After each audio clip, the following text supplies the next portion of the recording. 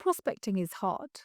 Getting someone from, I have no idea who you are, to, okay, I'll give you 30 minutes of my time, is not easy. So, how frustrating is it when the person you're supposed to meet doesn't show up? Today, I'm going to share the L.I.A.R model that I've developed to reduce the number of no shows. My last tip is the easiest to implement, and most people don't do it. So, stick around to learn my secrets. Hi, I'm Urvi. I've been a successful salesperson for over 20 years. I've done it all, from cold calling to closing deals with some of the biggest banks and wealth managers in the world. I'm here to explain the art of selling in a simple and easy to understand way.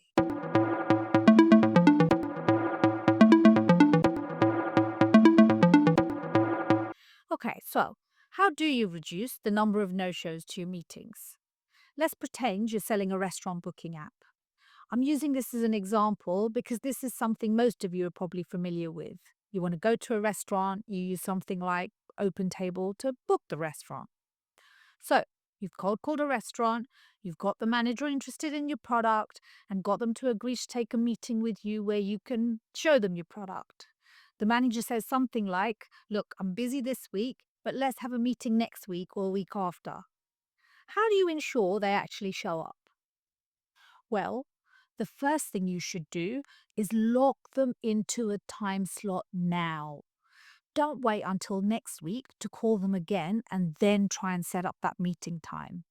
I've seen many people make this mistake, and it's often because salespeople, even good salespeople, find cold calling hard and scary.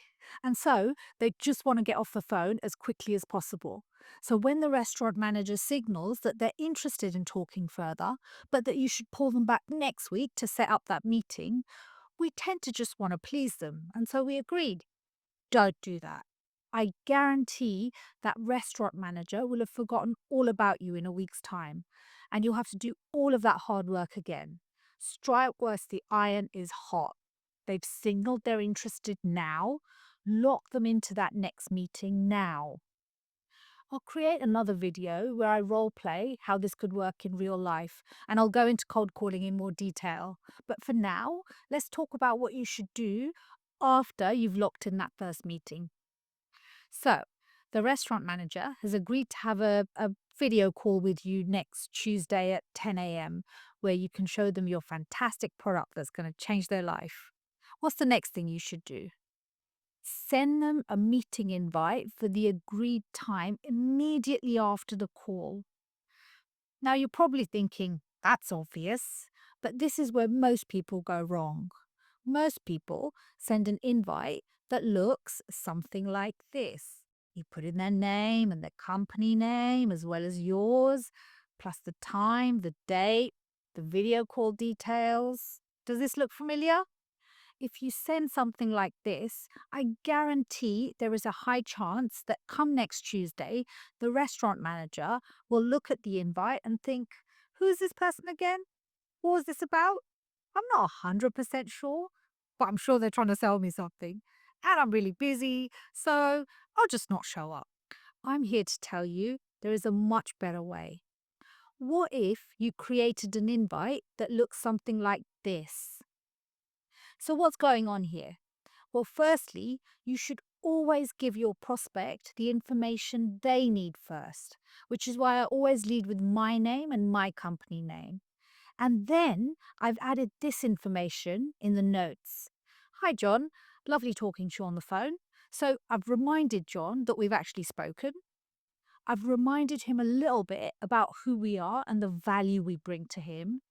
And I've reminded him that we've actually already agreed to meet on Tuesday. Get the idea.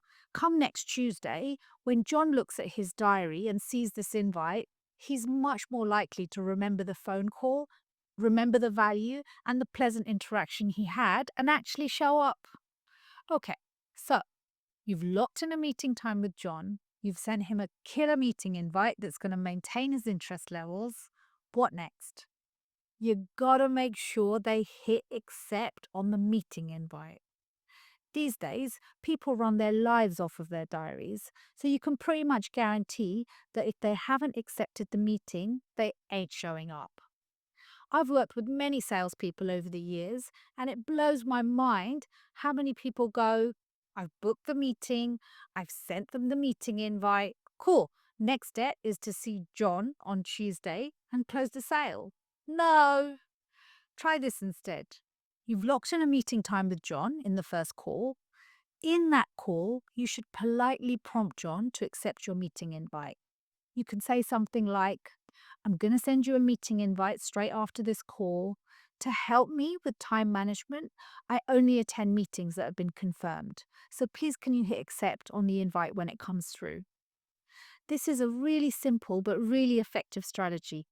By prompting John that you're going to be looking out for him to accept the invite and that you won't turn up to the meeting without it, massively increases meeting confirmations. And I really like this angle of time management because what you're saying to your prospect is this person is highly efficient and values their time and skill set.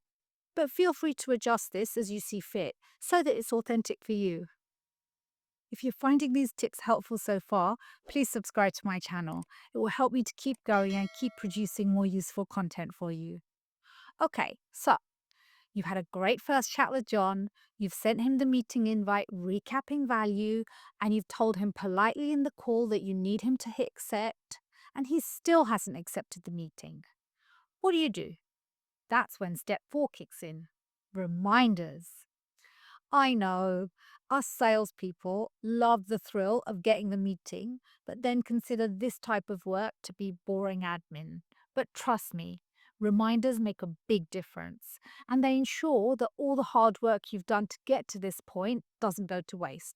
I've tested many different ways of doing reminders, and this is the one I find to be lowest effort with highest success rate. So, what I do is send out automated reminder emails 2 days prior to my meeting, 1 day prior to my meeting, and at 9 a.m. on the day of the meeting. So, I create a reminder email that looks something like this, and then I automate it to go out at these times. If you're not sure how to set up these automations, there are many YouTube videos out there that will walk you through this. So this is the L.I.A.R model that I've developed and used throughout my career to reduce the number of no-shows. If you found that useful, please feel free to try it for yourself and let me know how you go in the comments.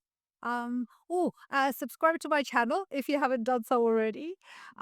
Also, there's a bunch of email and call script examples I showed during this video.